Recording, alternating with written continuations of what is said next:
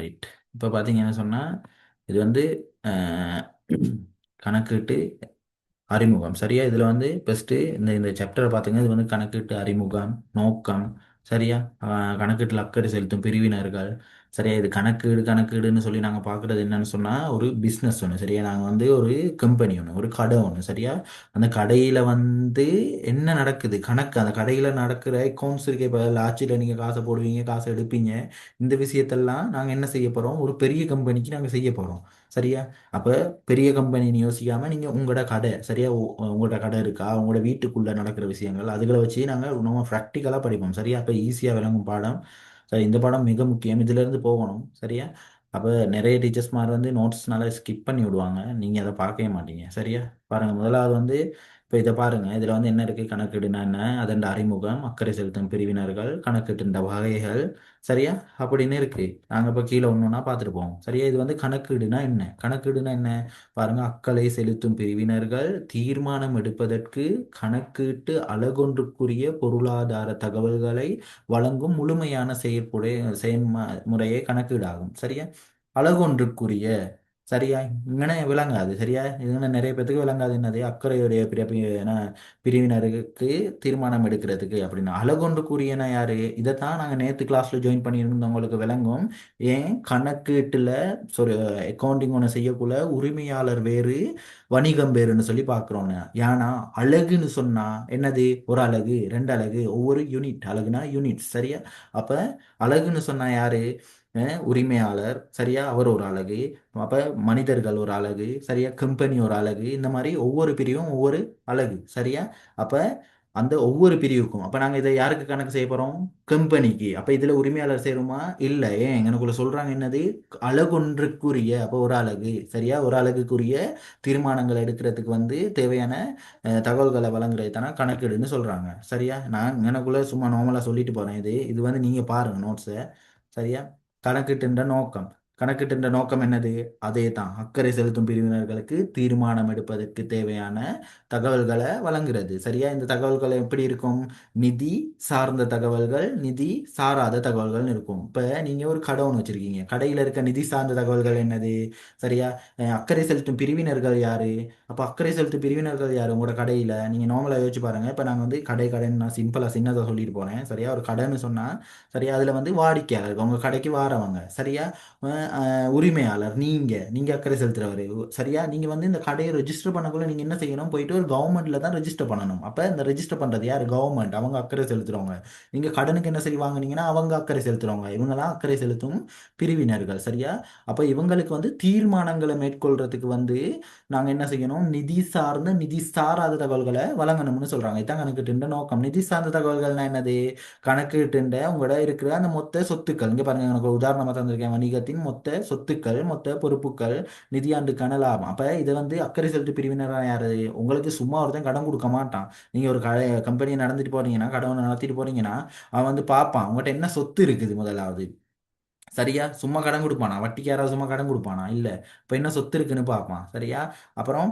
இன்னொருத்தன் வந்து உங்களோட கடையில வந்து ஒரு பார்ட்னரா சேர்றதுக்காக என்ன பார்ப்பான் லாபம் எப்படி லாபம் இருக்கு அந்த கடையில அப்படின்னு சொல்லி பார்ப்பான் சரியா இதெல்லாம் என்னது நிதியாண்டுக்கு இதெல்லாம் நிதி சார்ந்த என்னது தகவல்கள் சரியா அப்புறம் பாருங்க நிதி சாராத தகவல்னா யாரு இப்ப நீங்க வந்து ஒரு கடை மாதிரியே ஒரு பெரிய கம்பெனி ஒன்று நினைங்க ஒரு பெரிய கம்பெனி ஒன்று அதுல யார் யார் அக்கறை செலுத்தும் பிரிவினர்கள் ஊழியர்கள் இப்போ உங்களோட கடையை நினைச்சீங்கன்னு சொன்னாலே அந்த கடையில வேலை செய்றவங்க அப்போ ஊழியர்ட எண்ணிக்கை அப்ப நீங்க வந்து ஒரு கம்பெனி ஒனுக்கு வேலைக்கு போறீங்கன்னு வைங்களே அப்ப அந்த கம்பெனிக்கு வேலைக்கு போனீங்கன்னா நீங்க எப்படி சும்மா போயிட்டு சேருவீங்களா அப்ப அந்த கம்பெனில வந்து பார்ப்பீங்க நிறைய பேர் எப்படி வேலை செய்றாங்க அப்பதானே அந்த கம்பெனியை வந்து நமக்கு மதிப்பிட இயலும் அது பெரிய கம்பெனியா அந்த கம்பெனி எவ்வளவு காலம் இருக்கு அந்த மாதிரி நிதி சாராத தகவல்கள் பணம் இல்லைங்கன்னு நிதி சாராத தகவல்கள் சரியா அதுகளை வச்சு பார்க்கறது தான் என்னது கணக்கிட்டுன்ற நோக்கம் கணக்கீடு அதெல்லாம் உண்டாதான் வரும் சரியா கணக்கிட்டுன்ற நோக்கமும் கணக்கீடு என்றால் என்ன அதுக்கெல்லாம் ஏன் இதை சொல்றேன்னு சொன்னா தம்பி 30ஆவதுக்கு அப்புறம் ஸ்ட்ரக்சர் வரும் 30 31 அதுக்குள்ள இந்த மாதிரி கேள்விகளை தான் கேட்பாங்க சரியா அப்புறம் முதலாவதே கணக்கீடு என்னன்னு தாண்டா கேட்பானுங்க சரியா நிதி கணக்கீடுனா என்ன முகாமை கணக்கீடுனா என்னன்னு கேட்பானுங்க சரியா அப்ப அங்கனே நிறைய பேர் முதலாவதே பிழை விட்டுருவாங்க சரியா அது ஏன்னு சொல்லி நான் சொல்றேன் பாருங்க அக்கறை செலுத்தும் பிரிவினர்கள் நான் இங்கனக்குள்ளலாம் சும்மா தான் சொல்லிட்டு போவேன் தம்பி இதெல்லாம் நீங்க நோட்ஸ் போட்டிருக்கேன் நீங்க பாருங்க சரியா நான் உங்களுக்கு டீப்பா அது இது படிக்கணும் அப்படின்றத காட்டுறேன் இது கீழே இருக்கு நிறைய விஷயங்கள் சரியா? இதுல பாருங்க அக்கறை செலுத்தும் பிரிவினர்கள் யாரு? உரிமையாளர், சரியா? முகாமையாளர். இப்போ உரிமையாளர் நீங்க என்னத்துக்கு நீங்க அக்கறை செலுத்துவீங்க? நீங்க போட்ட காசுக்கான லாபத்தை எடுக்கிறதுக்கு. அப்ப முதலீட்டிற்கு ஏற்ற லாபத்தை பெறுறதுக்கு. சரியா இருந்தா? அப்ப முகாமையாளர் என்னத்துக்கு? அவர் வந்து தீர்மானங்களை மேற்கொள்றதுக்கு. இப்ப நீங்க ஒரு கடவுனை போட்டு அது பெரிய அளவுல டெவலப் ஆகி ஒரு மேனேஜரை நீங்க எடுத்து வச்சிட்டீங்கன்னு சொன்னா அவன் என்ன செய்வான்? அதுல அவன் தான் டெவலப் பண்ணுவான். புது புது தீர்மானங்கள் எடுப்பான். சரியா? ஊழியர் இந்த மாதிரி வேலை செய்ய சொல்லுவான். அந்த மாதிரி டிசிஷன் எடுக்கிறதுக்கு முகாமையாளர்களை போட்டிருப்பாங்க. சரியா? அப்புறம் யார் அக்கறை செலுத்தப்படுவீங்க? ஊழியர்கள். உங்களோட கடையில வேலை செய்யறவன். அவன் என்னத்துக்கு? அவன் வந்து அந்த வேலையில தொடர்ந்து இருந்தா அவனுக்கு பாதுகாப்பா, சரியா? சம்பளம் கிடைக்குமா? அந்த மாதிரி தீர்மானங்களை எடுக்கிறதுக்காக தான் அவன் அக்கறை செலுத்துறான். சரியா? அவன் அதுக்காக தான் அந்த இதுல இருப்பான். சரியா? ஒரு வணிகத்துல, உங்களோட பிசினஸ்ல, உங்களோட ஷாப்ல. சரியா? அடுத்து அரசு. அரசு எப்படி? நீங்க வந்து ஒரு பிசினஸ்ல போயிட்டு அரசு எப்படி நார்மலா யோசிச்சு பாருங்க. எல்லாமே இப்ப இது வந்து அக்கௌண்டிங், எக்கானமிக், இந்த பிசினஸ், இந்த கொமர்ஸ் என்னடா ஃபுல்லாவே ஒரு ப்ராக்டிக்கல். நீங்க நார்மலா நடக்கிறது, நாட்டுல நடக்கிறது, உங்களோட வீட்டுல நடக்கிறது, இதுதான் அக்கௌண்டிங். சரியா? இப்ப நீங்க ஒரு பிசினஸ் போயிட்டு கவர்மெண்ட்ல கட்டாயம் நீங்க ரெஜிஸ்டர் பண்ணணும். அப்ப அரசு தலையிடும் தானே. அப்ப அரசு அக்கறை செலுத்துற பிரிவினரா மாறிடுவான். என்னத்துக்கு? வரி அறவிடுறதுக்கு. விளங்குச்சா? வரி அறவிடுறதுக்கு. வாடிக்கையாளர்கள் ஏன் அவன் கொடுக்குற விலைக்கு வந்து ஒரு நல்ல பொருள் ஒன்று கிடைக்குமா? அப்ப அந்த கடையில கிடைக்காட்டி உண்ட கடையில கிடைக்குமா? நல்ல குவாலிட்டியா என்ன சரி கிடைக்குமா அப்படின்னு சொல்லி பார்ப்பான். அப்ப நீங்க ஒரு கடையில போயிட்டு ஒரு கடையில ஒரு ஷர்ட் ஒன்று வாங்குவீங்க, இல்ல எல்லா கடையிலையுமே தலையிடுவீங்க. அப்ப நீங்க யாரு? வாடிக்கையாளர். அக்கறை செலுத்தி பிரிவினர் அந்த கடைக்கு. சரியா? அந்த மாதிரி இப்ப கடன் கொடுத்தவர் என்னத்துக்கு அக்கறை செலுத்துவாரு? நீங்க கடனுக்கு போய் வாங்கிட்டு வந்துட்டீங்க. அப்ப அவன் அப்படியே கணக்கெடுக்காம பாட்டுக்கு விட்டுருவானா? இல்ல. அப்ப அந்த காசை திருப்பி வாங்கணும். அப்ப கடனை மீள பெறுறதுக்காக அவர் என்ன செய்வாரு? அக்கறை செலுத்துவாரு. அப்ப கடனை மீள பெற முடியுமா? சரியா? மேலும் கடன் கடன் கொடுக்கலாமா? அந்த மாதிரி. சரியா? இந்த துண்டு விளங்கி இருக்குன்னு நினைக்கிறேன். இந்த துண்டை இதை வந்து நான் பெருசா இதே பெருசு தான். இந்த அளவுக்குலாம் நான் எனக்கே இப்ப தெரியாதா முதல்ல. சரியா? இப்ப நாங்க இந்த அளவுக்கு தெரிஞ்சிருக்கணும். இப்ப இது வந்து ஃபுல்லாவே ஒரு பிசினஸ் ஒண்ணு. உங்களோட கடை ஒண்ணு போட்டீங்கன்னா இந்த அவ்வளவு விஷயமும் உங்களுக்கு தெரியும். சரியா? அப்புறம் வந்து பாருங்க கணக்கீடு. இங்கனக்குள்ள தான் ஆரம்பிக்குது. சரியா? கணக்கீடு வந்து ரெண்டு வகை. சரியா? ஒண்ணு நிதி கணக்கீடு, இன்னொன்னு முகாமை கணக்கீடு. சரியா? நிதி கணக்கீடுனா என்ன? பெரும்பாலான எம்சிக்யூ வந்து வரும் இங்கனக்குள்ள. நிதி கணக்கீடு, சரியா? முகாமை கணக்கீடு. இங்கனக்குள்ள எல்லாரும் பெரிய அளவுல பிளவிடுவாங்க. நான் எனக்குள்ள சொல்லக்குள்ள சில பாயிண்ட்ஸ் நீங்க என்ன செய்யணும் எழுதி வச்சுக்கணும். சரியா? இப்ப நிதி கணக்கீடு. நிதி கணக்கீடுனா என்னது? வாசிக்கிறேன் பாருங்க. கணக்கீட்டு அலகொன்றின் கடந்த கால கொடுக்கல் வாங்கல்கள் நிகழ்வுகளுக்குரிய தகவல்களை பொருளாதார ரீதியான தீர்மானங்களை மேற்கொள்வதற்கு பொருத்தமான முறையில் ஒழுங்கமைத்து வெளியக பிரிவினர்களுக்கு முன்வைப்பது நிதி கணக்கீடு ஆகும். அப்ப வெளியக பிரிவினருக்கு. அப்ப நிதி கணக்கீட்டின் நோக்கம் என்னது? வெளியக பிரிவினர்களுக்கு தீர்மானம் எடுப்பதற்கான தகவல்களை வழங்குவது. அதை எழுதிக்கிங்க. சரியா? நிதி கணக்கீடுன்னு சொன்னா உங்களுக்கு ஞாபகம் வரணும் என்னன்னு சொன்னா, கடந்த கால கொடுக்கல் வாங்கல்களின் நிகழ்வுக்குரிய பொருளாதார தகவல்களை வெளியக பிரிவினருக்கு தீர்மானம் வழங்குறதுக்கு, எடுக்கிறதுக்கு வழங்குறது. சரியா? அது விளங்கிச்சா? அப்ப நிதி கணக்கீடுன்னு சொன்னா என்னது? வெளியக பிரிவினருக்கு தீர்மானம் எடுக்கிறதுக்கு வழங்குறது. அப்ப நீங்க உங்களோட கடையை பத்தி உங்களுக்கு என்ன சரி யாருக்கு சரி தெரிஞ்சுக்கணும்னு சொன்னா ஒரு தீர்மானம் எடுக்கணும்னு சொன்னா அப்ப அவங்க வெளியக பிரிவினர் தானே. அவங்களுக்கு நீங்க ஒரு தகவல்களை வழங்குனீங்கன்னு சொன்னா அது வந்து நிதி கணக்கீட்டுக்குள்ள வரும். அப்ப அது என்ன மாதிரியான தகவல்களை வழங்குவீங்க?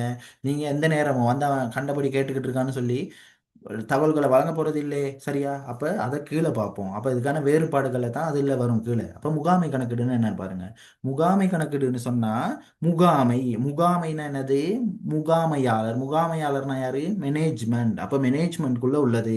மேனேஜ்மெண்ட்னா என்னது? உங்களோட வீட்டுக்குள்ள உள்ள மட்டும் நடக்கிறது. உங்க வீட்டு உள்ள மட்டும் நடக்கிறது. அப்ப உள்ளக பிரிவினர்களுக்கு மாத்திரம். அப்ப இது நிதி கணக்கீடு எப்படி? உள்ளக பிரிவினரும் வருவாங்க, வெளியக பிரிவினரும் வருவாங்க. ஏன்னா அதை செய்யறது யாரு? உள்ளக பிரிவினர். அதை வழங்குறது யாருக்கு? வெளியக பிரிவினர். ஆனா முகாமை கணக்கீடு வந்து எப்படி?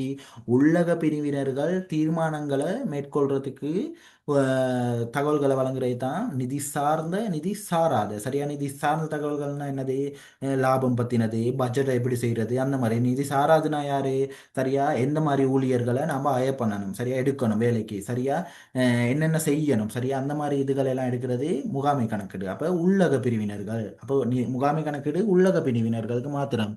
நிதி கணக்கீடு வெளியக பிரிவினர். அப்ப எம்சிக்யூன்னு வந்துச்சுன்னு வைங்களேன், இந்த மாதிரி ரெண்டையும் கொடுத்துவிட்டு இதில் வந்து நிதி கணக்கிட கேட்குறான். சரியா?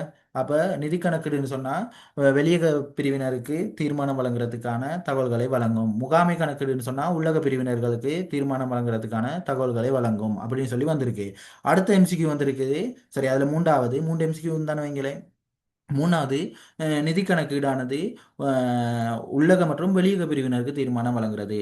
அடுத்து முகாமை கணக்கீடு உள்ளக மற்றும் வெளியக பிரிவினருக்கு. அப்ப இதுல எது விட சரியா? யாருக்காவது சொல்ல இயலுமா எது விடான்னு? ஒரு நிமிஷம் தானே. மூன்றாவது என்னது? உள்ளக மற்றும் வெளியக பிரிவினர்களுக்கு தீர்மானங்களை வழங்குறது. சரியா? சும்மா டக்குனு முதலாவது அப்ப முதலாவதே அவன் கொடுத்துருவான். முதலாவதே நீ யோசிச்சு அடிச்சுட்டு போகக்கூடாது. அதுதான் நான் சொன்னேன், ப்ராக்டிஸ் பண்ணணும். சரியா? ப்ராக்டிஸ் பண்ணணும். அடுத்தது ஏன் வராதுன்னு சொல்லி நீங்க வாசிக்க தான் உங்களுக்கு தெரிய தான் அடுத்த முறை பேப்பர்ல சரியா செய்வீங்க. சரி, அப்ப முதலாவதே அவன் சொல்லிடுவான் நிதி கணக்குன்னு சொன்னா என்னது? வெளியக பிரிவினருக்கு தீர்மானம். சரி விட சரின்ட்டு அடிச்சுட்டு போயிருவோம். ஆனா கீழே தான் சொல்லியிருப்பான் நிதி கணக்கீடுன்னு சொன்னா உள்ளக மற்றும் வெளியக பிரிவினர் ரெண்டு பேருக்கும் தீர்மானங்களை வழங்கணும் அப்படின்னு சொல்லியிருப்பான்.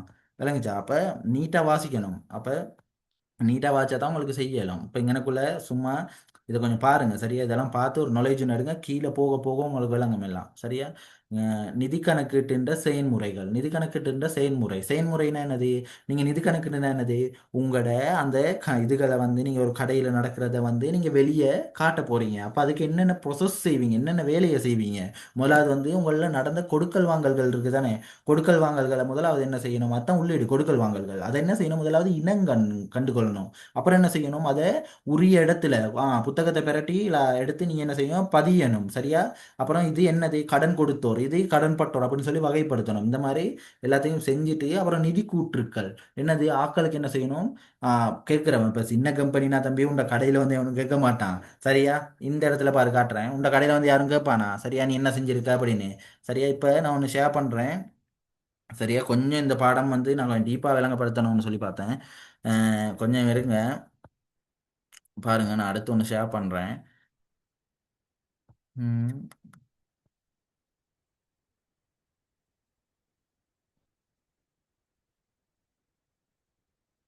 right. சரி. இப்ப இந்த பக்கம் உள்ளது காட்டுதா தம்பி? யார் சரி ஒருத்தன் சொல்றா? இங்கால என்னமோ நான் நீல கலர் கோடெல்லாம் அடிச்சிருக்க விளங்குதா? இந்த ஜூம் பண்றேன், ஜூம் அவுட் பண்றேன். சரி, தம்பிமாருக்கு அழிக்க மாட்டானுங்க. தங்கச்சி யார் சரி சொல்லுங்க. அட என்னடா இப்படி பண்றீங்க? விளங்குதா? ரைட். இங்க பாருங்க. இப்ப இது வந்து சின்ன கம்பெனில வந்து இதெல்லாம் வழங்க மாட்டாங்க. இது வந்து பெரிய கம்பெனி. இங்க பாருங்க என்ன கம்பெனி?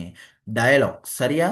டயலாக். அப்ப இது வந்து பெரிய ஒரு கம்பெனி. அப்ப இந்த கம்பெனி என்ன செய்யுது? வெளியக பிரிவினருக்கு தீர்மானங்களை மேற்கொள்றதுக்கு இந்த பாருங்க வழங்கியிருக்காங்க. என்னத்தை வழங்கியிருக்காங்க? இங்க பாருங்க, எங்களுக்குள்ள வாட்சி பாருங்க. வருமானங்கள், இந்த ரெவென்யூ, gross ப்ராஃபிட். சரியா? gross ப்ராஃபிட் எவ்வளவு? இந்த பாருங்க டோட்டல் அசட். நேற்று படிச்சோம் மொத்த சொத்துக்கள். அதுல பாருங்க நடைமுறை சொத்து எவ்வளவு இருக்கு? நடைமுறை அல்லா சொத்து. இந்த பாருங்க நடைமுறை சொத்து கரண்ட் அசட், நடைமுறை அல்லா சொத்து. சரியா? எவ்வளவு இருக்கு? இந்த மாதிரி இந்த பாருங்க மில்லியன்ல போட்டிருக்காங்க. எத்தனை மில்லியன் அப்படின்னு சொல்லி காட்டுவாங்க. அப்ப இது என்னத்துக்கு செஞ்சிருக்காங்க? இது வந்து வெளியக தரப்பினருக்கு தீர்மானங்களை மேற்கொள்றதுக்காக செஞ்சிருக்காங்க. அப்ப இது என்னது? இது வந்து நிதி கணக்கீடு. சரியா? நிதி கணக்கீடு. அப்ப இதுல நிதி கணக்கீடு அதுக்குள்ள இப்ப அவங்க என்னென்ன செஞ்சாங்கன்னு சொல்லி வெளியாட்கள் காட்டப்பட்டாங்களே, அவங்க என்னென்ன டிசிஷன் எடுத்தாங்கன்னு சொல்லி காட்ட மாட்டாங்களே. அப்ப அது முகாமைக்குள்ளே இருக்கும். சரியா? அதுதான் இங்கனக்குள்ள இருக்கு. இதை நான் வந்து பெருசா சொல்ல போறது இல்லை. இந்த முகாமை கணக்கீட்டுக்குள்ள என்னென்ன இருக்கும்னு சொல்லி. சரியா? அதை நீங்க பாருங்க, உங்களுக்கு விளங்கும். தான் பாருங்க, சும்மா வாசிக்கிறேன். அப்ப வரலாற்று தகவல்களும் எதிர்கூறு தகவல்களும். அந்த இதை வந்து ஞாபகம் வருதுங்க. முகாமை கணக்குன்னு சொன்னா வரலாற்று தகவல்களும் எதிர்கூறல் தகவல்களும். அது என்னடா வரலாற்று தகவலும் எதிர்கூறல் தகவலும்? முகாமை கணக்குன்னு சொன்னா உள்ளகம் தானே. அவங்க டிசிஷன் ஒன்று எடுக்கிறதுக்கு என்ன செய்வாங்க? இப்ப நீங்க வந்து வீட்டுக்குள்ள நீங்க வந்து ஒரு கடையை போட போறீங்க. அப்ப நீங்க தீர்மானம் எடுக்க என்ன செய்வீங்க? ஏற்கனவே நம்ம இப்படி காசு போட்டோமே, அப்ப வரலாற்றுல ஃபியூச்சர்னா முதல்ல ஃபாஸ்ட்ல காசு போட்டோமே அப்படின்னு சொல்லி யோசிப்பீங்க. அப்புறம் என்ன செய்வீங்க? எதிர்வு கூறுவீங்க. இனி இப்படி செய்யக்கூடாது, இந்த பிசினஸ் சரி வராது அப்படின்னு சொல்லி ஃபியூச்சரை பத்தி ப்ரெடிக்ட் பண்ணுவீங்க. அப்ப இது வந்து என்னது? முகாமை கணக்கீடு. ஆனா நீங்க நிதி கணக்கீட்டுக்கு போனீங்கன்னா ஃபியூச்சரை பத்தி அங்க ஒண்ணுமே நீங்க ப்ரெடிக்ட் பண்ண போறது இல்ல. நீங்க அங்க என்ன நடந்திருக்கோ, அங்க என்ன கொடுக்கல் வாங்கல் நடந்திருக்கோ அதைத்தான் என்ன செய்வீங்க?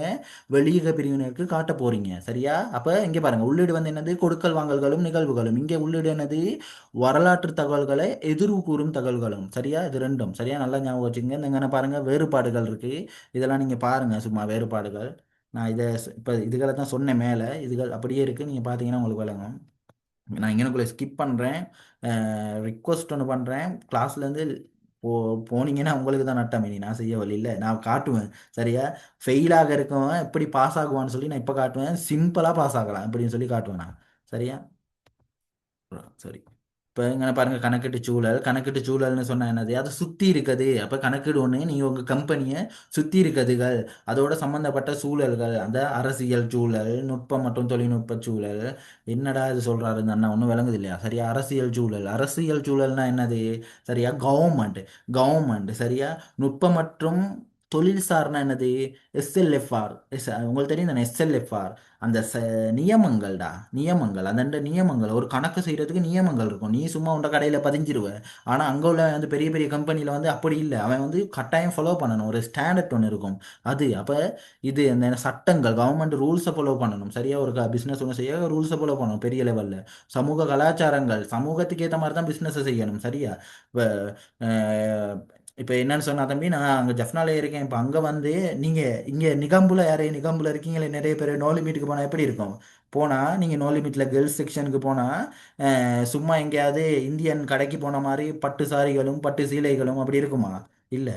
ஆனால் நீங்கள் ஜப்னா நோ லிமிட்டுக்கு போனால் அதுக்காக தான் இருக்கும். 5 நிமிஷத்தில் கட்டாக போகுது, அடுத்ததுக்கு கட்டாயம் ஜாயின் ஆகிவாங்க. சரியா, அங்கே போனால் அப்படி தான் இருக்கும். ஏன் அப்படி செய்கிறாங்க? பெரிய கம்பெனி, அப்போ சமூகத்தை பார்க்குறாங்க, கலாச்சாரம் என்ன பின்பற்றாங்கன்னு சொல்லி பார்ப்பாங்க. தொழில்நுட்பம், தொழில்நுட்பம்னு சொன்னால் டெக்னாலஜிக்கல், இதெல்லாம் பார்த்து தான் கணக்கிட்டு ஒன்று செஞ்சுட்டு போவாங்க. சரியா. அப்போ நான் இது கொஞ்சம் வேகமாக போகிறேன்னு சொன்னால் உங்களுக்கு கொஞ்சம் இருக்கு கீழே. இதுகள் வந்து சூழற் காரணிகள். சும்மா பாருங்கள், ஒன்றை விளங்கப்படுத்துகிறேன், இதை பார்த்து அடுத்ததெல்லாம் நீங்கள் நார்மலாக உங்களுக்கு சிம்பிள், இது வாசிச்சாலே விளங்கிடும். சரியா. பொருளாதார அரசியல் சூழல் காரணிகள். சரியா, முதலாவது பொருளாதார அரசியல் சூழல். சரியா. இது எப்படி? இதுனா என்னது? அரசு. சரியா, அரசு வந்து என்னென்ன கொள்கைகளை செய்வாங்க சும்மா யோசிச்சு பாருங்க. இங்கே பாருங்க, அவங்க என்கிட்ட என்னென்ன செய்வாங்க? வரி. சரியா, நாணயமற்ற வீதம். இப்போ சும்மா யோசிச்சு பாருங்க, இது எப்படி உங்களோட பிஸ்னஸை பாதிக்கும்? இந்த அரசியல் சூழல். சரியா, நார்மலாக இதை மட்டும் சொல்லுவேன், நீங்கள் மற்றதுக்கெல்லாம் வாட்சலை விளங்கிடும். சரியா, அரசியல் சூழல் எப்படி பாதிக்கும்? கவர்மெண்ட், கவர்மெண்ட் என்ன செய்கிறான்? வரி விதிக்கிறான். வரினா என்னது? பொருட்களோட விலையை கூட்டுவான். விலையை கூட்டுறதால என்ன செய்யும்? பொருட்கள், அதான் வரி விதிக்கிறது. சரியா.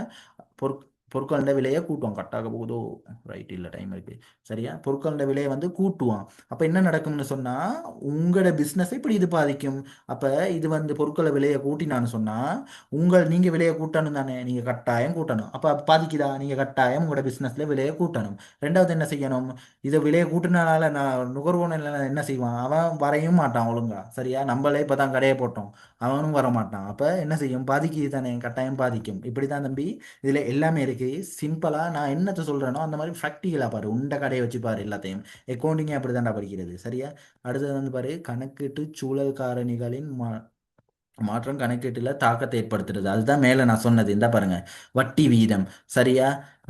சும்மா நான் இதுக்கு வந்து இதே மாதிரி வரியை சொல்கிறேனே நான். சரியா, வரிய சொல்கிறேன் நான். இப்போ இது சும்மா அந்த இதே தான் மேலே சொன்னேன், நான் சொல்ல வேண்டிய அவசியம் இல்லைன்னு நினைக்கிறேன். சும்மா இப்போ வரி விதிச்சான்னு சொல்லுங்களேன், இது எப்படி வந்து தாக்கத்தை ஏற்படுத்தும்னு சொல்லி தான் இப்போ அதை தான் நான் மேலே சொன்னேன். சரியா, வரி விதிச்சிட்டான்னு சொன்னால் உங்களோட கம்பெனியில் உங்களோட பிஸ்னஸுக்கு வந்து என்ன நடக்கும்? பொருட்களை வந்து விற்க இயலாது, உங்களோட பொருட்கள் வந்து வாங்குறதுக்கான கொஸ்ட் அதிகமாக இருக்கும். அந்த மாதிரி தாக்கத்தை ஏற்படுத்தும். சரியா, இந்த வாட்சி பாருங்கள், வட்டி வீதம். வட்டி வீதத்தை குறைப்பதன் காரணமாக வங்கிகள் கடனை பெற்றுக்கொள்ள முனைவர். இங்கே பாருங்க, அப்போ இதை பாருங்க, வட்டி வீதம். அப்போ வட்டி வீதம் வந்து எப்படி தாக்கத்தை ஏற்படுத்தும்? அப்போ கவர்மெண்ட் வந்து வட்டி வீதத்தை வந்து குறைச்சிருச்சு. அப்போ நீங்கள் என்ன செய்வீங்க? அம்மாட்ட சரி, வட்டி வீதத்தை குறைச்சிட்டான், இதால் நம்ம என்ன செய்வோம்? டக்குன்னு பிஸ்னஸை டெவலப் பண்ணுவோம்னு சொல்லி போயிட்டு வங்கியில் கடன் வாங்குவீங்க. வங்கியில் கடன் வாங்கினா என்ன நடக்கும்? உங்களோட பிஸ்னஸ் வந்து இன்னும் ஒரு பொறுப்பு பொறுப்பு கூடிடும், சொத்தும் கூடும், காசு வந்து கிடைக்கும், சொத்து கூடும், அதே மாதிரி பொறுப்பும் கூடும். பாதிக்குது அவங்களோட பிஸ்னஸை கட்டாயம். இப்படி அப்போ இப்படி தான் நீங்கள் ஒவ்வொன்றையாக ஜென்ரலாக நீங்கள் உங்களோட பிஸ்னஸ், உங்களோட கடை அப்படின்னு சொல்லி யோசிச்சு பார்த்தீங்கன்னு சொன்னால் ஓகே. நான் இதை ஸ்கிப் பண்ணிட்டு போகிறேன் கொஞ்சம். இந்த பாருங்க, இங்கனக்குள்ளே தான் ஆரம்பிக்குது. இப்போ மீட்டிங் முடியும், பேரடிகள் எல்லாமே இருக்குது. இப்போ போனவன் வந்துரு, இல்லாட்டி இருக்க வேண்டியதான், ஒன்றும் விளங்காது தம்பி. சரியா. பாருங்க, கணக்கீட்டு செயல்முறை. சரியா, இங்கனக்குள்ள பாருங்க, கணக்கீட்டுன்ற உள்ளீடுகள் என்னது? கொடுக்கல் வாங்கல்களும் நிகழ்வுகளும். சரியா. அப்போ நாங்கள் ஃபர்ஸ்ட் இயரில் ஃபுல்லாகவே என்ன கணக்கிட படிக்க போகிறோம்? சரியா. இப்போ ஃபர்ஸ்ட் இயரில் ஃபுல்லாகவே என்ன கணக்கீடு? நிதி கணக்கீடு. அப்புறம் தான் மேனேஜ்மெண்ட் கணக்கீடு போவோம். சரியா, மேனேஜ்மெண்ட் கணக்கீடுல என்னென்ன வரும்? அந்த பகிர்றதெல்லாம் ஞாபகம் இருக்கா? யாராச்சும் செஞ்சிருப்பீங்க, செகண்ட் இயர்ஸ் இருந்தால் யோசிச்சு பாருங்க. பகிர்ந்து போடுறது, கம்பெனி. சரியா, இந்த மாதிரி விஷயங்கள்லாம் அங்கே வந்துடும். சரியா. இப்போ இதில் பாருங்க கணக்கிட்டு உள்ளீடுகள் சரியா, கணக்கிட்டு செயன்முறை. அடுத்து வந்து கணக்கிட்டு வெளியீடுகள். கணக்கிட்டு உள்ளீடுகளில் வந்து கொடுக்கல் வாங்கல்களும் நிகழ்வுகளும். செயன்முறைகளில் பாருங்க என்ன இருக்குன்னு, மூல ஏடுகளில் பதிதல், பேரேடுகளுக்கு மாற்றுதல், பரீட்சை மீதியை தயாரித்தல். அப்போ இதுகளெல்லாம் என்ன சொல்லணும், நீட்டாக விளங்கிக்கணும். மூல ஏடுகளுக்கு பதிதல், மூல ஏடுனா என்னடா சரியா, பேரேடுகள்னா என்னடா, அப்போ ஒன்றும் விளங்குது இல்லையா. கணக்கிட்டு வெளியீடுகள் சரியா, கணக்கிட்டு வெளியீடுகளை பாருங்க, வருமான கூற்றுகள், நிதி நிலைமை கூற்றுக்கள் சரியா. நான் சொன்னேன் தானே யார்கிட்டும் இல்லாத நோட்ஸ் எல்லாம் இருக்குன்னு, இங்க வா காட்டுறேன். கீழே போவோம் சரியா. நான் அந்த இங்கனக்குள்ள கொஞ்சம் இருக்கு, இதையும் சொல்லிட்டு போறேன் சரி. இதுவும் அதே தான் சரியா, மூல ஆவணங்கள் மூல சரி. இப்படியே கீழே போனீங்கன்னு சொன்னா இந்த பாருங்க இருக்கு விஷயம். மூல தயாரித்தல். மூல என்ன சரியா, ஒரு வணிகத்தில் கொடுக்கல் வாங்கல்கள் நடந்தவுடன் அதற்கு ஆதாரமாக உள்ள ஆவணங்களை, உதாரணமாக ரசீதுகள் சரியா, அடிப்படையாக கொண்டு முதலில் பதியப்படும் இடமே மூல ஏடுகள் ஆகும். அப்போ ஒரு பிஸ்னஸில் வந்து முதல்ல என்ன நடக்குதோ அதை வந்து நாங்கள் பதிகிறது. இப்போ நீங்கள் சிம்பிளாக யோசிங்க சரியா, மூல ஏடுகளை தயாரித்தல், காசு பெறுவன வேடு, நீங்கள் காசு கொடுப்பன வேடு சரியா, கொஞ்சம் இருங்க ஒரு நிமிஷம். சரியா, காசு கொடுப்பன வேடு சரியா, என்னது கடன் கொடுத்தோர் அங்கே வரும் பட்டியல், விற்பனை பட்டியல், கொள்வனவு பட்டியல், இதெல்லாம் வரும் தானே. அப்போ இதுகெல்லாம் என்னது மூல ஏடுகள் சரியா. இதுகளில் முதல்ல பதிஞ்சிடணும் சரியா. அப்போ தான் லேசு, நீங்கள் எல்லாத்தையும் கொண்டு போய் ஒரு எல்லாத்துலேயும் பதிஞ்சு விட்டா என்ன செய்யலும் செய்ய இயலாது. அப்போ முதலாவது இப்படி ஒன்று தந்தா என்ன செய்யணும், பிரித்து பதியணும்னு சொல்கிறாங்க, அதான் முதலாவது சரியா. அப்ப பெருவனவுகள் எல்லாம் பெருவன வேட்டில் தான் பதியணும் சரியா, கொடுப்பனவுகள் எல்லாம் கொடுப்பன வேட்டில் தான் பதியணும் அப்படின்னு சொல்றாங்க, அதான் மூல எட்டுகளில் பதிகிறது. ரெண்டாவது பாருங்க நோக்கம், கொடுக்கல் வாங்கல்களை அவை நடந்த காலவரிசைப்படி பதிவு செய்தல். இந்த பாருங்க, அப்ப யோசிச்சு பாருங்க, அப்ப என்ன கொடுக்கல் வாங்கல் நடக்குது, காசு நாங்க இவன்ட்ட இருந்து பெற்றிருக்கோம், இவ்வளவு மூலதனம் இவ்வளவு இட்டிருக்கோம், அப்ப இதெல்லாம் காசு பெருவனவு, காசு வந்தது, அப்ப இந்த விஷயங்கள்லாம் காசு பெருவன வேட்டில் பதியணும் அப்படின்னு சொல்றது சரியா. பேரெட்டுக்கு மாத்துதல், முதலாவது வந்து கவுண்டிங். நான் படிக்கக்குள்ள என்ன பிரச்சனைன்னு சொன்னா, எனக்கு இந்த இந்த இடமெல்லாம் சரியான குழப்பம். என்னடா மூலேடு ஏன்னு சொன்னா, நான் சொன்னேன் தானே நான் முதல்ல படிக்கவே இல்லை. அப்போ மூலேடுன்னா என்னடா, பேரேடுனா என்னடா, இதுல என்னடா சொல்றாங்கன்னே விளங்காது சரியா. இப்ப விளங்கிக்கங்க, மூலேடுன்னு சொன்னா இப்படித்தான், மூலேட்டுல பதிகிறதுனா கொடுக்கல் வாங்கல்கள் நடந்த உடனே கொண்டு போயிட்டு நீங்க அதை வந்து அதற்கு உரிய ஏட்டுகள்ல பதிகிறது சரியா, தான் மூலேடுகள். அப்புறம் பேரேட்டுக்கு மாத்துதல். பேரேடுனா என்னது, மூலேடுகளில் பதியப்பட்ட தகவல்களை அவற்றின் தன்மைக்கேற்ப வகைப்படுத்தி தனித்தனி பிரிவுகளாக பதிகிறது. விளங்குச்சா. அப்ப காசு பெருவனவேடுன்னு சொல்லுங்களேன். அப்ப காசு நீங்க பெற்றீங்க, உங்களோட கடைக்கு வந்து நீங்க பெற்றீங்க, என்ன சாமான் என்ன சரி, வித்து வருமானம் வருது. அப்ப அதெல்லாம் என்னது, பெற்ற காசுகள் தானே. அப்ப காசா பெற்றீங்க சரியா, சாமானுங்க வருது. அப்ப அது நீங்க மூலதனம் முன்னிட்டு அது காசு வரும் தானே கடைக்கு சரியா. அது அந்த மாதிரி இருக்குது தானே. வேற என்னது, அந்தந்த மாதிரி வருமானங்கள் இருக்கு, அந்த வருமானங்களை எல்லாம் என்ன செய்யணும், ஒரு இடத்துல பதிஞ்சிட்டு அதெல்லாம் என்ன செய்யணும், தனித்தனி ஏடுகளாக பதியணும். அப்ப என்னது, காசு, காசா பெற்றதுகள் எல்லாம் காசு கணக்கு அதுல பதிவீங்க சரியா, காசு கணக்குன்னு சொல்லி. இதுகள்லாம் முக்கியம். இதுக்கப்புறம் இது வரைக்கும் உங்களுக்கு விளங்கினுச்சுன்னா எஸ், இது வரைக்கும் விளங்குனுச்சுன்னு சொன்னா கட்டாயம் எஸ் எடுப்பீங்க சரியா. எஸ் எடுக்கலைன்னா பாருங்க, கட்டாயம் எஸ் எடுப்பீங்க இது வரைக்கும் விளங்குனுச்சுன்னு சொன்னா. நான் ஏன் சொல்றேன்னு சொன்னா, எனக்கு வந்து எஸ் எடுக்கிறதுக்கு நிறைய பேர் கழிச்சாங்க, எஸ் எடுத்தா போதும்னா எஸ் எடுக்கிறது எப்படின்னு தெரியல அப்படின்னு சொல்லி தான் கழிச்சாங்க, அதால சொல்றேன். இங்க பாருங்க, பேரெட்டுக்கு மாற்றுதல் சரியா. அப்ப விளங்குச்சு தானே, ஒவ்வொரு தனித்தனி கணக்குகளாக பதியணுமா சரியா. ஒவ்வொரு தனித்தனி கணக்குகளாக பதிஞ்சீங்கன்னு சொன்னா அதை பேரெட்டுக்கு மாற்றுதல் சரியா. அப்புறம் பாருங்க, விற்பனைகள் எல்லாம் என்னது, கடன் விற்பனை. கடன் விற்பனை எல்லாம் கொண்டு போயிட்டு விற்பனை கணக்குன்னு சொல்லி அடிச்சு அந்த விற்பனை கணக்குல கடன் விற்பனையும் பதிவீங்க. நீங்க இங்க காசாக பெற்றீங்களே வித்து, அப்ப அந்த காசு விற்பனையும் கொண்டு போய் பதிவீங்க. அப்ப ஈஸியா இருக்கும் தானே, ரைட். அதுதான் பேரேட்டுக்கு மாத்துறது. இப்ப நிதி அறிக்கைகளை தயாரிக்கிறது. நாங்கள் ரெண்டு நிதி அறிக்கை தான் பேசிக்காக நாங்கள் செஞ்சுட்டு போவோம், அதுக்கு போக போக போக தான் அடுத்தடுத்த நிதி அறிக்கைகளை செஞ்சுட்டு போவோம். தீர்மானங்கள் எடுக்கிறதுக்கு தான் நாங்கள் நிதி கூற்றுகளை தயாரிப்போம். என்னது, லாபத்தை தெரிஞ்சு கொள்ளணும்னு சொன்னால் என்ன கூற்று தயாரிப்போம், லாப நட்ட கூற்று, வருமான கூற்று சரியா, இதுகளை தயாரிப்போம். அடுத்தது வந்து நிதி நிலைமை கூற்று என்னதுக்கு தயாரிப்போம், எங்கிட்ட இருக்க எவ்வளோ சொத்து இருந்துச்சு, இப்போ போய் காமிச்சேன் தெரியுமா, நாங்கள் ஒன்று காமிச்சேன், அதில் பார்த்தீங்களா அசட்னு இருந்துச்சு, அப்போ அது என்னது நிதி நிலைமை கூற்று. அப்போ அது என்னத்துக்கு தயாரிக்கிறாங்க, அதில் வந்து இருக்க மொத்த சொத்துக்கள் எவ்வளவு, உரிமையாண்மை எவ்வளவு, பொறுப்புகள் எவ்வளவு அப்படின்னு சொல்லி தெரிஞ்சு கொள்றதுக்காக அதை தயாரிப்பாங்க சரியா. இப்போ பாருங்க, ஒரு குறிப்பிட்ட காலப்பகுதியின் இறுதியில் சரியா அந்த வணிகன் லாபத்தில் இயங்குகிறதா அல்லது நட்டத்தில் இயங்குகிறதா என்பதையும் அதன் சொத்துக்கள் மற்றும் பொறுப்புகள் எந்த அளவு காட்டும் அறிக்கை என்பதை வந்து பதிகிறதான நிதி அறிக்கைகள்னு சொல்றாங்க. அது ஓகேயா. ரைட். சரியா, அதுதான் நிதி அறிக்கைகள். இங்க பாருங்க, சிம்பிளா கணக்குல நான் சுருக்கம் சரியா சொன்னா, சுருக்கமா சொன்னா என்னன்னா, நோட் ஒன்று போட்டிருக்கேன் பாருங்க. மூளையீடு. மூளையீடுனா இதெல்லாம் விளங்கிக்கங்கடா கட்டாயம். சரியா, இதெல்லாம் தேவை. சரியா, மூளையீடுன்னு சொன்னா என்னன்னா, இது தெரியாம தம்பி உங்களுக்கு வந்து இந்த அக்கௌண்டிங் மாற சரியான டிஃபிகல்ட்டா இருக்க காரணம் இதுதான்.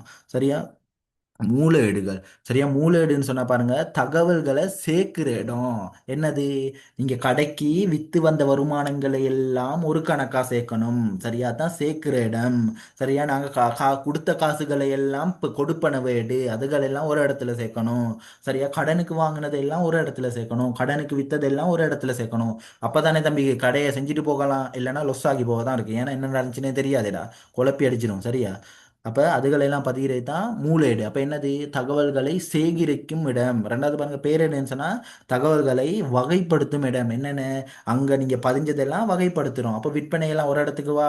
சரியா, கடன் கொடுத்தோரெல்லாம் ஒரு இடத்துக்கு போ. அப்ப தான் எவ்வளோ கடன் கொடுத்தோர் இருக்கான், எவ்வளோ விற்பனை இருக்கு, எவ்வளோ கடன் விற்பனை நம்மளுக்கு மொத்தமா எல்லாம் சேர்த்து எவ்வளோ விற்பனை இருக்கு, சரியா, எவ்வளோ காசு இருக்குது நம்ம கிட்ட அப்படின்னு சொல்லி என்னது வகைப்படுத்தி நமக்கு எடுக்கலாம். அப்ப நிதி அறிக்கைகள் தயாரித்தல் அது தகவல்களை தொகுத்து முடிவுகளை தரும் இடம். அப்ப தகவல்களை பார்த்தீங்களா, ஒவ்வொன்றையும் பிரிச்சு லாபம் எவ்வளவு, சொத்து எவ்வளவு இருக்கு, உரிமை எவ்வளவு இருக்கு அப்படின்னு சொல்லி முடிவு ஒன்று எடுக்கிற இடம். சரி, முடிய போகுது, அடுத்ததுல ஜாயின் ஆகுங்க. சரியா, இப்ப முடிஞ்சிடும், அடுத்ததுல ஜாயின் ஆகுங்க, ஒரு நிமிஷம் இருக்கு. சரி, பரி இந்த பாருங்க எங்கனக்குள்ள ஒன்று கொடுத்துருக்காங்க. இது வந்து பாருங்க, பரீட்சை மீதியல் கணக்குகள். இது வந்து எக்ஸ்ட்ரா நோட்ஸ் தம்பி. இது வந்து பேசிக் வந்து இப்போ நான் இப்போ அங்கே இருந்து தானே வந்தேன். சரியா, இது வந்து சேருமார்க்க வந்து என்னமோ சொல்லிட்டு போவாங்க, பெருசாக நமக்கு விளங்காது தம்பி. அதனால தான் நான் இந்த எக்ஸ்ட்ரா நோட்ஸை வந்து எடுத்தேன்னு சொன்னால், நம்ம இதுகளை வந்து விளங்கிக்கணும். நமக்கு பேசிக் என்னன்னு தெரிஞ்சா தாண்டா அங்கிட்டு போகிறதுக்கு. இப்போ நான் போயிட்டு இந்த பாடத்தை வந்து, இந்த பாடம் சரியான ஈஸியான பாடம், சரியா, இந்த பேரெட்டுகள்லாம் பதிகிறது சிம்பிளாக, எல்லாமே சிம்பிளாக செஞ்சோன்னு சொன்னால் எத்தனை மார்க்ஸுக்கு வரும், 25 மார்க்ஸுக்கு வரும். சரியா, கணக்கெட்டு சமன்பாடு 25 மார்க்ஸுக்கு வரும், 50 மார்க்ஸ். இப்போ காட்டுவேன் அடுத்ததுக்கு வா ஜாயின் ஆகி. சரியா, அப்ப இதுல பாருங்க, பரீட்சை மீதியல் கணக்குகள் எண் குறிப்பிட்ட பக்கத்தில் வரவு அல்லது செலவு பதிவாக இதுதான் எல்லாத்துக்கும் பெரிய டவுட். சரியா, ஏன் வரவுல பதிகிறோம், என்னத்தை செலவுல பதியணும் அப்படின்றது மிகப்பெரிய டவுட். சரியா, இதை பார்த்தீங்கன்னு சொன்னா